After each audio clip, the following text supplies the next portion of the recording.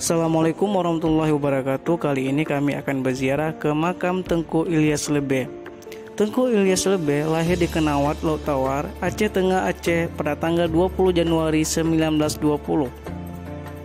Meninggal di Jenip, Biren, Aceh 16 April tahun 1982 pada umur 62 tahun.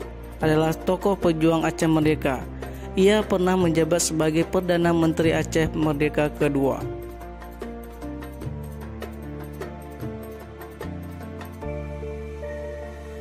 Berdarah biru, dia tercatat sebagai Raja Lenge ke-19. Namun Ilyas tak pernah memposisikan diri dalam pergaulan kalangan elit. Dia lebih suka berada di tengah-tengah petani kopi di Gayo. Hidup dengan kesederhanaan dan bersahaja, walau bersertifikasi raja dan ningrat dalam pergaulan, tetapi memposisikan diri sama dengan rakyat biasa.